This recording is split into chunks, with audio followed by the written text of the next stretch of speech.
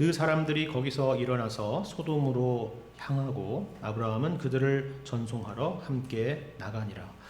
여호와께서 이르시되 내가 하려는 것을 아브라함에게 숨기겠느냐. 아브라함은 강대한 나라가 되고 천하 만민은 그로 말미암아 복을 받게 될 것이 아니냐. 내가 그로 그 자식과 건속에게 명하여 여호와의 도를 지켜 의와 공도를 행하게 하려고 그를 택하였나니 이는 나 여호와가 아브라함에게 대하여 말한 일을 이루려 함이니라. 여호와께서 또 이르시되 소돔과 고모라에 대한 부르짖음이 크고 그 죄악이 심히 무거우니 내가 이제 내려가서 그 모든 행한 것이 과연 내게 들린 부르짖음과 같은지 그렇지 않은지 내가 보고 알려 하노라. 그 사람들이 거기서 떠나 소돔으로 향하여 가고 아브라함은 여호와 앞에 그대로 섰더니 아브라함이 가까이 나아가 이르되 주께서 의인을 악인과 함께 멸하려 하시나이까. 그 성중에 의인 50명이 있을지라도 주께서 그곳을 멸하시고 그 50의인을 위하여 용서하지 아니하시리이까. 주께서 이같이 하사 의인을 악인과 함께 죽이심은 부당하오며 의인과 악인을 같이 하심도 부당하니이다. 세상을 심판하시는 이가 정의를 행하실 것이 아니니까. 여호와께서 이르시되 내가 만일 소돔 성읍 가운데에서 의인 50명을 찾으면 그들을 위하여 온 지역을 용서하리라. 아브라함이 대답하여 이르되 나는 티끌이나 재와 같사오나 감히 주께 아뢰나이다. 50의인 중에 5명이 부족하다면 그 5명이 부족함으로 말미암아 온 성읍을 멸하시리이까. 이르시되 내가 거기서 45명을 찾으면 멸하지 아니하리라. 아브라함이 또 아뢰어 이르되 거기서 40명을 찾으시면 어찌하려 하시나이까. 이르시되 40명으로 말미암아 멸하지 아니하리라. 아브라함이 이르되 내 주여 노하지 마시옵고 말씀하게 하옵소서. 거기서 30명을 찾으시면 어찌하려 하시나이까. 이르시되 내가 거기서 30명을 찾으면 그리하지 아니하리라. 아브라함이 또 이르되 내가 감히 내 주께 아뢰나이다. 거기서 20명을 찾으시면 어찌하려 하시나이까. 이르시되 내가 20명으로 말미암아 그리하지 아니하리라. 아브라함이 또 이르되 주는 노하지 마시옵소서. 내가 이번만 더 아뢰리이다. 거기서 10명을 찾으시면 어찌하려 하시나이까. 이르시되 내가 10명으로 말미암아 멸하지 아니하리라. 여호와께서 아브라함과 말씀을 마치시고 가시니 아브라함도 자기 곳으로 돌아갔더라. 아멘. 오늘 우리가 함께 읽은 본문의 내용은요, 아브라함의 기도에 대한 것입니다. 그리고 이 기도는 동시에 성경에 등장하는 최초의 기도의 내용입니다. 물론 아브라함이 생애 가운데 그 이전에 기도하지 않았을 리는 없겠지만 이 기도의 내용이 오늘 본문의 말씀으로 이렇게 기록된 것은 성경에서 처음 등장하는 내용이라 하는 것입니다. 하지만 어떤 분은 이거는 기도가 아니고 대화가 아닙니까? 이렇게 생각하시는 분이 계실 거예요.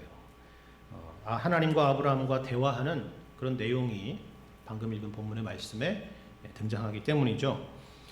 하지만 기도라는 것은 본질적으로 하나님과의 대화라는 것을 여러분 생각해 보신다면 기도니 대화니 하는 이런 둘을 엄격하게 구분하는 것은 그렇게 큰 의미가 없으리라 생각을 하게 됩니다. 이런 맥락에서 여러분 이것을 한번 생각해 보세요. 여러분 기도에서 제일 중요한 것은 무엇이라고 생각하십니까? 방금 제가 본문의 내용이 기도냐 아니면 대화냐라는 말씀을 드렸는데요. 바로 여기에 핵심이 있습니다. 만일 기도가 기본적으로 하나님과의 대화라고 한다면 대화하는 상대가 중요하기 때문입니다. 기도에서 제일 중요한 것은 우리 편에서 얼마나 간절하게 기도하느냐, 얼마나 대단한 소원을 갖고 있느냐, 아니면 얼마나 오랜 시간을 기도하느냐, 얼마나 사람들이 감동할 만한 멋진 미사여구를 가지고 기도하느냐는 중요한 것이 아닌 것입니다. 기도에서 제일 중요한 것은 우리의 기도의 대상이 누구시냐 하는 것을 아는 것입니다. 이것이 출발점이고 그리고 이것이 기도의 모든 것이기도 합니다. 여러분 예수님께서 제자들에게 기도를 가르쳐 주시는 내용이 마태복음 6장에 등장하는데요. 이 말씀을 여러분 보시면 제자들이 먼저 예수님에게 우리에게 기도를 가르쳐 주십시오 라고 이렇게 찾아뵙죠. 그때 예수님께서 뭐라고 대답하십니까? 그러므로 너희는 이렇게 기도하라 하셨습니다. 여러분 그 다음 내용이 뭔지 아시나요? 일용할 양식을 주시고 우리의 죄를 사해 주시고 시험에 들게 마시고 하는 이런 것들이 아닙니다. 뭐죠? 그러므로 너희는 이렇게 기도하라. 그 다음은 하늘에 계신 우리 아버지여 입니다. 기도의 대상이죠. 우리의 기도를 받으시는 분이 누구시냐 하는 것입니다. 이것을 놓치면 우리의 기도는 사실 세상의 여러 종교들에서 기도하는 그런 기도의 내용과 전혀 다를 바가 없는 것입니다. 이것이 사실 산상순의 기도의 가르침에서 굉장히 중요한 내용 중에 하나예요.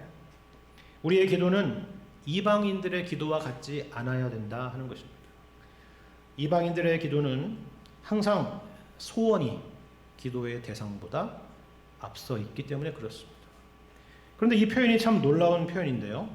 하늘에 계신 우리 아버지라고 할 때에 하늘에 계시다라는 말은 초월을 의미합니다. 초월에 계신다라는 말이죠. 우리가 감각할 수 없고 다가갈 수 없는 우리가 살고 인지하는 영역 밖에 계신 분이 하나님이시다 하는 그런 의미죠. 쉽게 말해서 하나님은 하나님이시다라는 것입니다. 그런데 우리 아버지라는 말은 무슨 말일까요? 이번엔 그 반대입니다. 내재입니다. 쉽게 말해서 우리 가운데 계신다라는 의미예요. 피조물 된 우리를 찾아오시고 우리와 관계를 맺으시는 하나님이시라 하는 그런 의미입니다. 그것이 바로 우리 아버지라는 것의 의미죠. 여러분 이 두 가지에 대한 이해가 없으면 사실상 기도라는 것은 불가능한 것입니다. 만약에 초월만 있다면요, 우리의 기도는 하늘에 닿을 수가 없을 겁니다. 반대로 내재만 있다면 우리의 기도는 이 땅의 영역에만 맴도는 공허한 메아리가 될 뿐이겠죠. 하지만 하나님은 어떤 분이시라고요? 하늘에 계신 우리 아버지이십니다. 이것이 바로 우리가 감히 하나님 앞에 나아갈 수 있고 그리고 기도할 수 있는 이유라 하는 것입니다. 오늘 우리가 읽은 본문을 여러분 잘 주의 깊게 보시면은 여기서도 그것을 분명하게 발견하실 수가 있을 거예요. 창세기 18장에서 하나님께서 이 아브라함에게 어떻게 나타나셨는가 하는 것을 여러분 잘 보시기를 바랍니다. 정말 흥미롭고 정말 신비로운 부분을 여러분이 발견하게 될 것입니다. 먼저 오늘 18장 말씀에서 2절의 말씀 한번 보세요. 우리 앞서 본문에 18장 2절 말씀을 보시면요, 하나님께서 아브라함에게 어떻게 다가왔는지를 이렇게 설명하는 내용 중에 시작을 이렇게 되어 있습니다. 사람 셋이 아브라함에게 다가왔다고 하죠. 그리고 이어지는 내용은 아브라함이 이들에게 융숭한 대접을 하는 내용이 이어서 등장합니다. 그런데 오늘 본문으로 들어와서 우리 본문 17절을 한번 보세요. 누구에게? 아브라함에게 누가 말씀하셨다고요? 여호와께서 말씀하셨다라고 합니다. 지금 방금 사람 셋인데 여호와께서 말씀하셨다고 하죠. 그런데 다시 22절을 한번 보세요. 그 사람들이 거기서 떠나 소돔으로 향하여 가고 아브라함은 여호와 앞에 그대로 섰더니, 여러분 이해가 되시나요? 세 사람이 왔다고 했는데 이 가운데 여호와께서 아브라함에게 말씀하시고 그 사람들이 떠났다고 하는데 아브라함은 여호와 앞에 그대로 섰다 하는 겁니다. 도대체 이게 무슨 말일까? 이게 무슨 말인지 이해가 되시려면요, 다음 장을 보시면 돼요. 19장 1절 한번 보세요. 한 구절만 더 봅시다. 19장 1절을 보시면 여기서 그 소돔으로 향했던 사람이 누군지를 알 수가 있어요. 저녁 때에 그 두 천사가 소돔에 이르렀다 이렇게 말하죠. 두 천사가. 알겠다. 이제 정리가 되지 않습니까? 그렇구나. 아브라함에게 나타났던 셋 중에서 한 분은 하나님이시고 둘은 천사였구나 라는 생각을 하게 되는 것입니다. 그래서 학자들은 이 아브라함 앞에 나타난 존재가 성육신 이전의 예수님이 아니겠나 이런 추측을 하게 되는 것입니다. 우리가 알다시피 구약 성경에서는요, 이런 내용들이 종종 등장해요.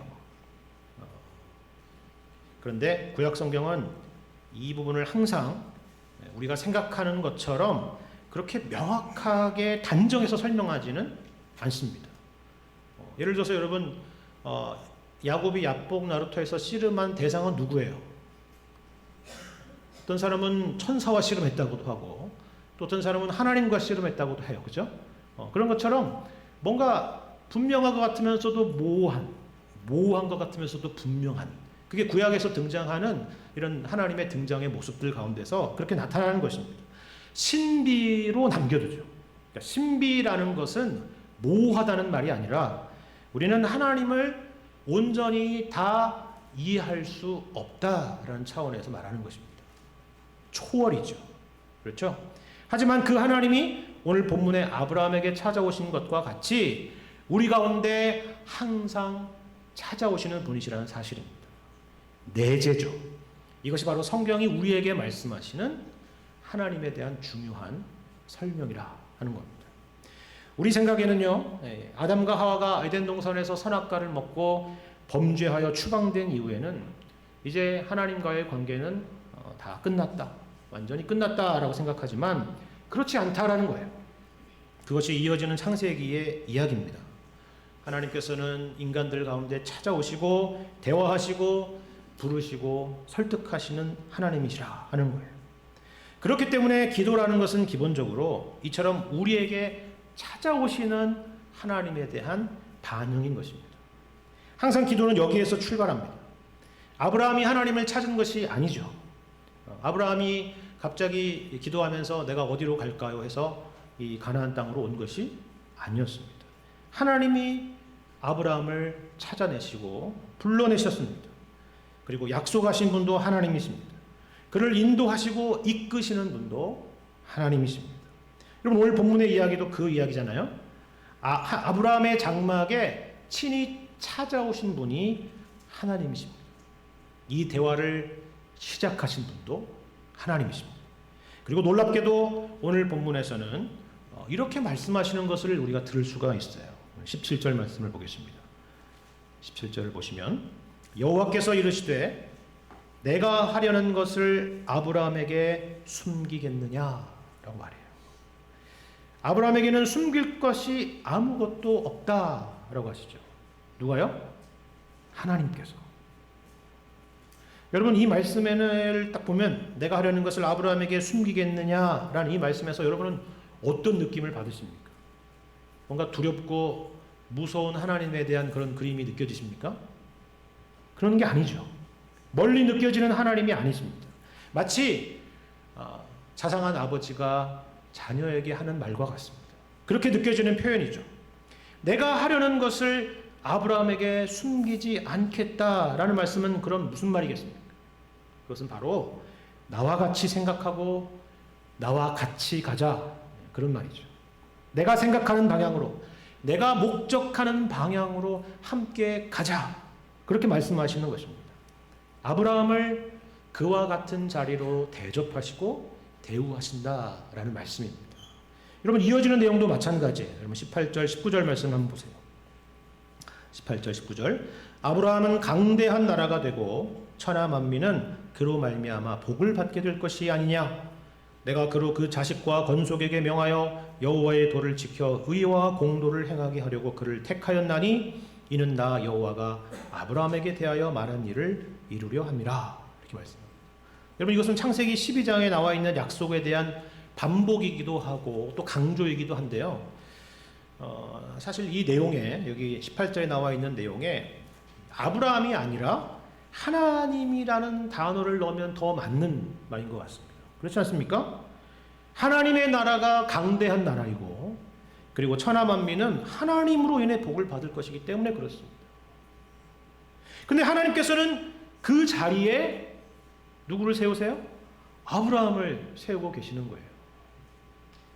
여러분 19절에도 여호와의 도를 지켜 의와 공도를 행하게 하려고 택했다라는 말씀도 여러분 생각해 보세요.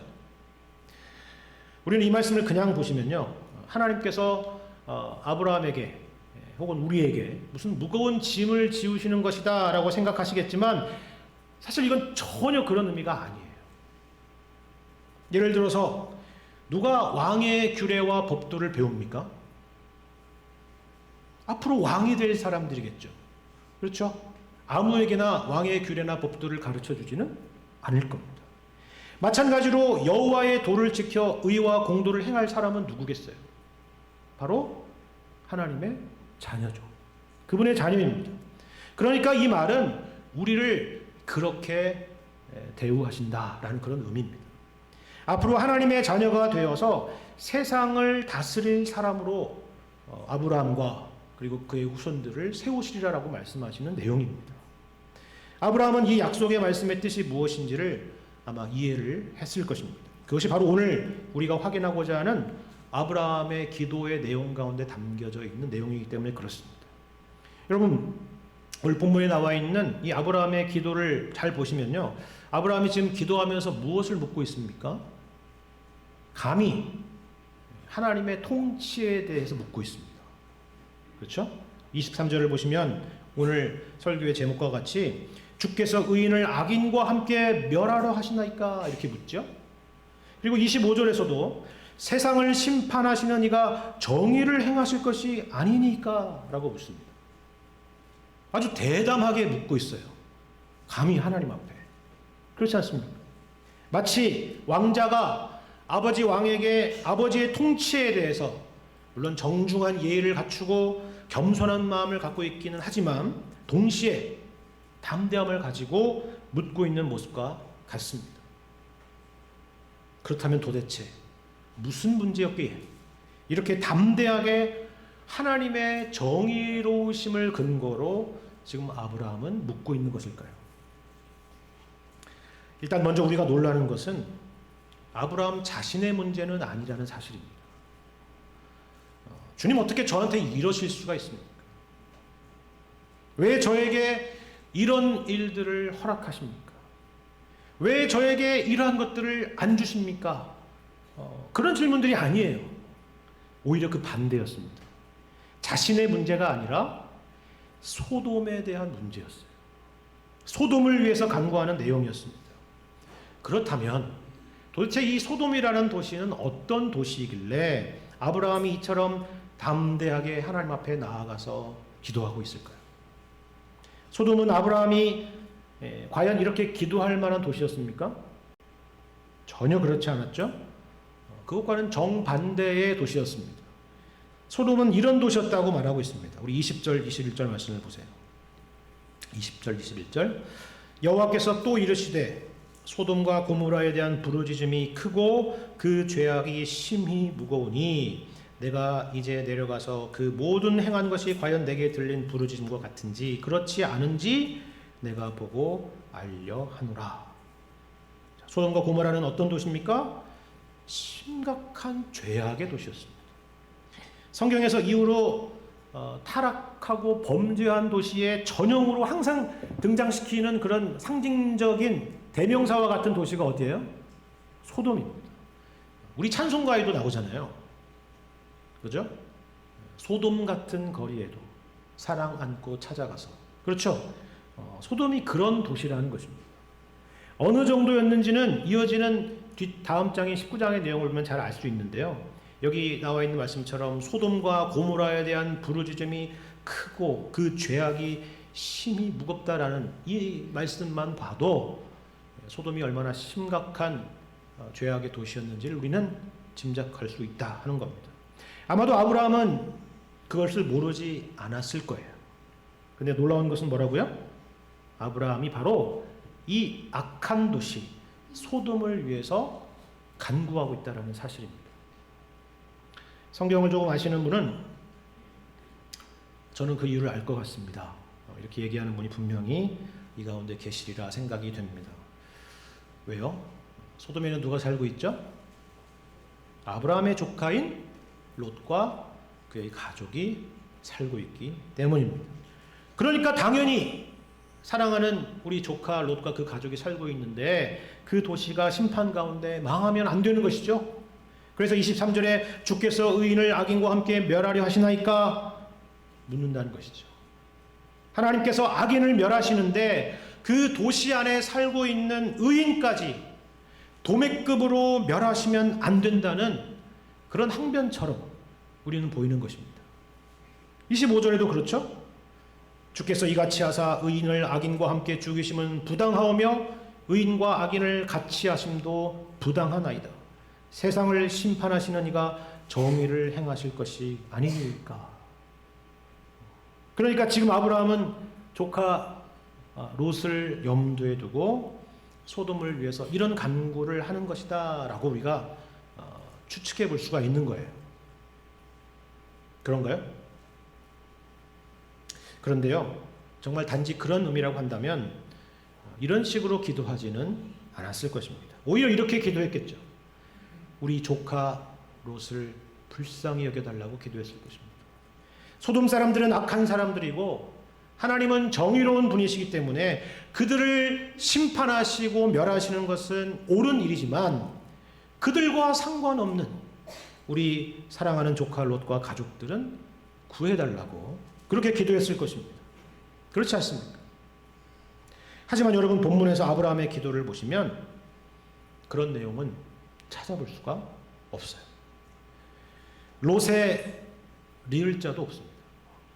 도리어 우리가 놀라게 되는 부분은 이런 부분 때문에 그렇습니다. 여러분 보세요. 24절 말씀을 보시길 바랍니다.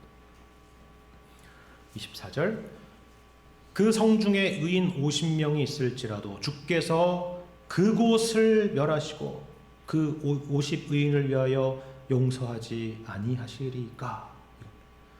놀랍지 않습니까? 지금 아브라함은 조카 롯과 그의 가족을 위해서 기도하는 게 아니에요. 소돔을 위해서 기도하고 있습니다. 그곳, 그렇죠? 만일 소돔에 의인 50명만 있다면 그들을 용서해 달라고 간구하고 있는 거예요. 여러분, 이게 왜 놀라운 내용인지 아십니까? 예를 들어서 우리 이런 것은 알고 있습니다. 어떤 공동체를 보면요, 몇몇 사람의 좋지 않은 행동, 악한 행동 때문에 공동체 전체가 어려워지고 힘들어지는 경우들이 있어요. 우리가 흔히 미꾸라지 한 마리가 물 전체를 흐린다라는 그런 표현을 쓰는데요. 그런 일들은 우리가 어느 정도 아는 이야기입니다. 이것보다는 정말 찾아보기는 어려운 얘기긴 하지만 그 반대의 경우도 우리는 혹시나 생각해 볼 수가 있습니다. 공동체에 몇몇 착하고 선한 사람이 그 공동체 안에 있는 수많은 악한 사람들을 감동시키고 변화시켜서 그 공동체를 선하고 아름답게 바꾸는 일도 혹 있을 수도 있습니다. 그렇다면 본문의 아브라함의 기도는 그런 의미의 내용일까요? 그런 의미의 기도일까요? 그렇지 않죠. 이것은 이 두 가지의 경우와 전혀 다른 이야기입니다. 의인 50명이 있는데 어떻게 그 의인 50명과는 전혀 상관없는, 아무런 상관도 없는 나머지 사람들이 용서를 받을 수가 있습니까? 그것도 이 사람들이 나머지 악한 사람을 무슨 계도하거나 변화시킨 것도 아닌데 어떻게 그게 가능한 일이냐고요. 도대체 이 아브라함의 간구는 가당키나 한 간구일까요? 우리는 이것이 궁금합니다. 그래서 우리 생각에는 이것은 말도 되지 않는 간구라고 하나님께서 분명히 대답할 것이다 라고 생각을 하겠죠. 그런데 여러분, 더 놀라운 것이 무엇인지 아십니까?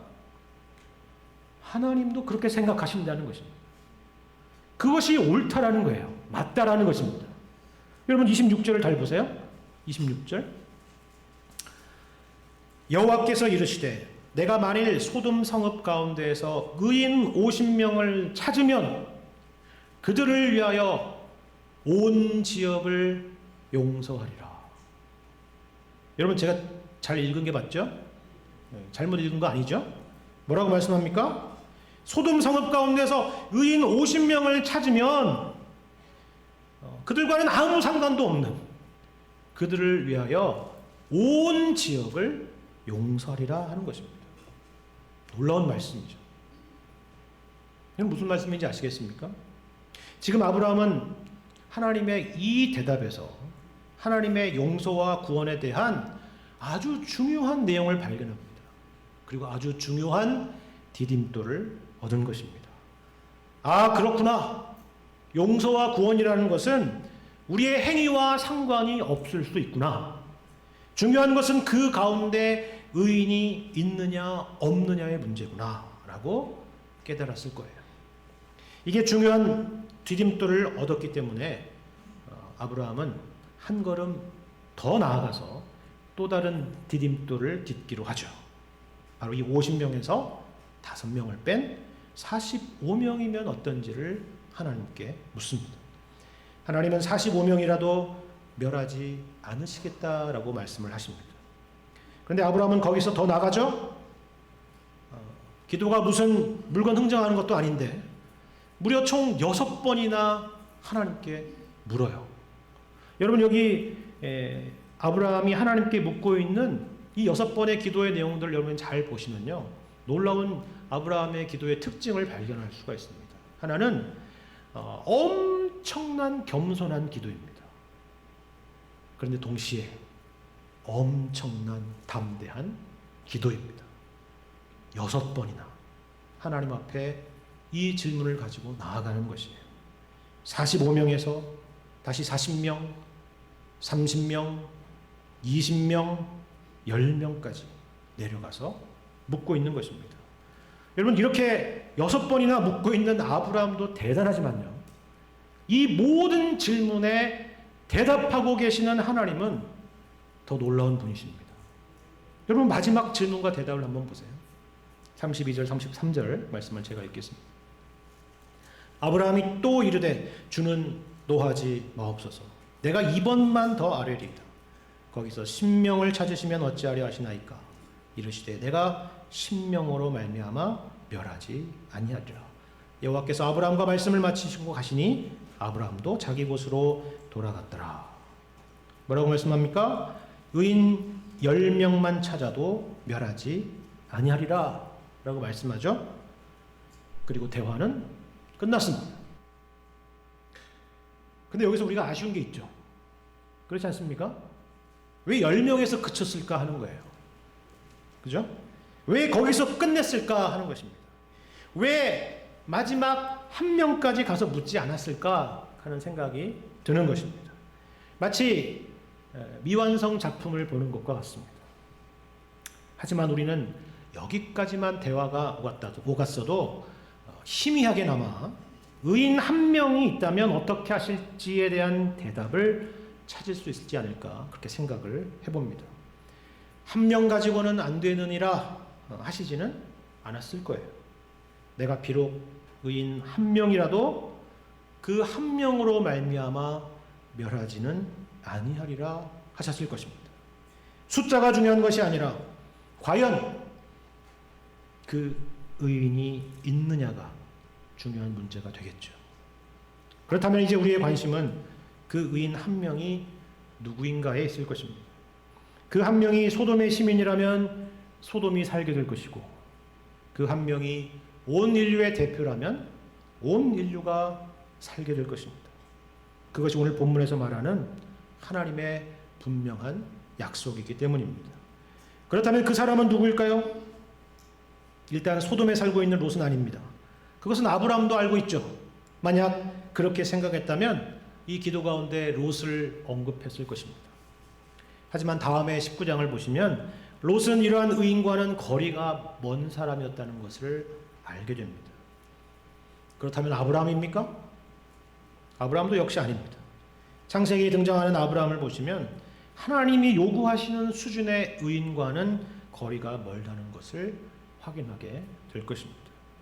그렇다면 아브라함의 후손 가운데 있겠죠? 아니, 있어야 됩니다. 왜냐하면 이 약속 때문에 그렇습니다. 우리 다시 18절 말씀을 보겠습니다. 18절의 말씀을 보시면 이렇게 말합니다. 아브라함은 강대한 나라가 되고 천하 만민은 그로 말미암아 복을 받게 될 것이 아니냐. 그렇죠? 천하 만민이라고 하는 말은 모든 민족과 나라들을 총칭합니다. 당시에 천하 만민만이 아니라 동서고금을 다 통틀어서 인류 역사의 모든 민족과 모든 백성들을 말하는 것입니다. 그런데 이 천하 만민이 그로 말미암아 복을 받으리라 하는 거예요. 여기서 그라는 것은 물론 아브라함이겠죠. 그렇죠? 근데 아브라함 자신 때문이 아니라 아브라함으로 말미암아 복을 얻으리라 하는 것을 여러분 주목하시길 바랍니다. 영어로는 in him이라고 되어 있습니다. 그 안에서, 그러니까 아브라함 안에서라고 되어 있어요. 그러니까 아브라함을 통해서, 아브라함의 후손을 통해서 복을 얻으리라 하는 것입니다. 그렇다면 그 후손은 어떤 후손이어야 될까요? 여러분, 이어지는 19절 말씀을 다시 보세요. 후손은 후손인데 조건이 하나가 있습니다. 어떤 조건이냐? 19절 보세요. 내가 그로 그 자식과 건소에게 명하여 여호와의 도를 지켜 의와 공도를 행하게 하려고 그를 택하였나니 이는 나 여호와가 아브라함에게 대하여 말한 일을 이루려 함이니라.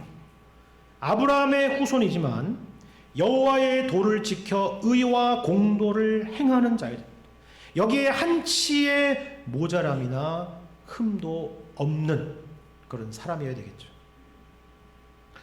하지만 우리가 성경을 통해 알다시피 여호와의 도를 지켜서 의와 공도를 행하는 그런 아브라함의 후손은 구약의 역사 가운데 등장하지 못했습니다.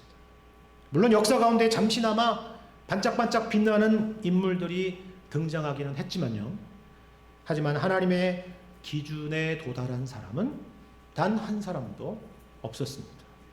로마서의 말씀처럼 의인은 없나니 하나도 없었습니다. 그렇다면 여기 18절에 약속한 그 아브라함의 후손이고 동시에 이 19절에 설명하는 여호와의 도를 지켜 의와 공도를 행했던 하나님 앞에서 완전했던 의인은 과연 누구입니까? 여러분, 갈라디아서 말씀을 보시면 여기에 대해서 아주 분명하게 우리에게 이렇게 말씀하는 것을 기억하셔야 됩니다. 갈라디아서 3장 16절 말씀 제가 읽겠습니다. 이 약속들은 아브라함과 그 자손에게 말씀하신 것인데 여럿을 가리켜 그 자손들이라 하지 아니하시고 오직 한 사람을 가리켜 내 자손이라 하셨으니 곧 그리스도라. 그분이 누구라고요? 그리스도입니다. 오직 한 사람, 바로 예수 그리스도라 하는 거예요. 이 말은 다시 말해서 하나님께서 우리를 용서하시고 구원하실 수 있는 근거가 되는 유일한 의인이 바로 예수 그리스도라는 말씀입니다. 한 사람의 의로움이 수많은 사람들의 죄악을 덮을 수도 있다라고 하는 아브라함의 그 기도의 내용이 예수 그리스도 안에서 응답되는 것입니다. 여러분, 이 말이 우리에게 어떤 의미인지 아시겠습니까? 여러분이 그 누구이든지, 여러분이 그 어떤 사람이든지 상관이 없다는 것입니다.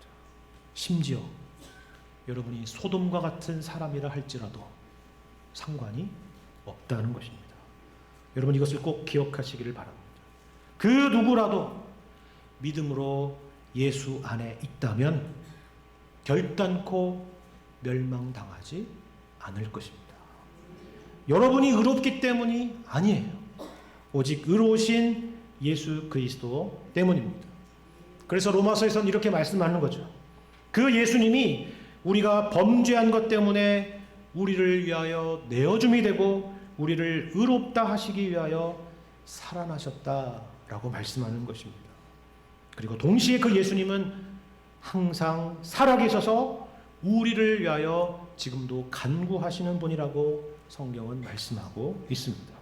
이것을 히브리서 말씀에서는 이렇게 말씀하고 있어요. 히브리서 7장 25절과 26절의 말씀을 여러분 잘 보시기를 바랍니다. 제가 읽겠습니다. 그러므로 자기를 힘입어 하나님께 나아가는 자들을 온전히 구원하실 수 있으니 이는 그가 항상 살아계셔서 그들을 위하여 간구하심이라. 이러한 대제사장은 우리에게 합당하니 거룩하고 악이 없고 더러움이 없고 죄인에게서 떠나 계시고 하늘보다 높이 되시니라. 여러분, 오늘 본문의 아브라함의 기도보다 아름답고 위대하고 분명하고 확실한 기도가 바로 여기에 있는 것입니다. 바로 예수님께서 우리를 위하여 기도하시는 그 기도입니다. 언제 기도하신다고요? 항상 기도하신다. 항상. 아브라함은 당대에 없는 의인을 조건으로 기도했지만 예수님은 우리가 죽어야 될 죽음을 대신 죽으시고 우리가 살아야 될 의로운 삶을 대신 사심으로 그것을 근거로 하나님 앞에서 우리를 위하여 간구하신다고요. 언제요? 항상, 지금도 그렇게 간구하신다는 것입니다.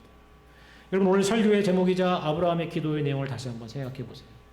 이것이 바로 우리 주님이 하나님 우편에서 우리를 위하여 항상 간구하시는 내용입니다. 세상을 심판하시는 이가 정의를 행할 것이 아닙니까? 주께서 의인을 악인과 함께 멸하려 하시나이까? 하나님의 대답은 뭐예요? 그렇지 않을 것이다. 내가 의인 한 사람을 찾으면 그를 위하여 너희를 용서하리라. 내가 예수 그리스도로 인하여 너희를 용서하리라 하시는 것입니다. 혹시나 죄로 인해서 좌절하거나 낙심하고 절망하고 계시는 분이 있지 않습니까? 우리의 연약한 모습을 바라보며 절망하지 말고 우리를 위해서 십자가에 죽으시고 부활하신 주님, 우리를 위해서 오늘도 간구하고 계시는 예수님을 바라보시기를 바랍니다. 우리 주님의 용서하시는 은혜, 우리를 구원하시는 은혜가 우리 가운데 항상 있습니다. 우리가 실패해도, 우리가 죄 가운데 넘어져도 다시 일어설 수 있는 은혜, 다시 하나님의 얼굴을 구하며 나아갈 수 있는 은혜가 바로 예수 안에 있습니다.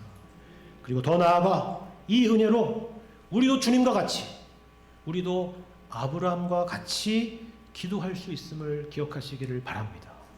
소돔과 같은 세상을 위해서, 아직 주님을 알지 못하는 우리 주변의 가족과 친지와 수많은 이웃들의 구원을 위해서 우리도 그렇게 기도할 수 있습니다. 우리 안에 온전한 의인이신 예수님이 계시기 때문입니다. 예수님께서 우리만이 아니라 저들을 위해서도 죽으셨기 때문입니다. 이러한 기도로 주님께 나아가는 것이 우리 주님이 기뻐하시는 뜻입니다. 베드로후서의 말씀과 같이 하나님은 아무도 멸망하지 않고 다 회개하기에 이르기를 원하시기 때문입니다.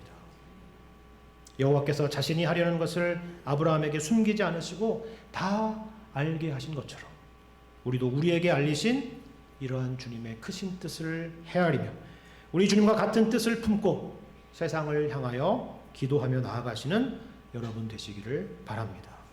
우리 주님이 여러분과 저의 믿음의 길에 항상 함께해 주시길 주님의 이름으로 간절히 축원합니다.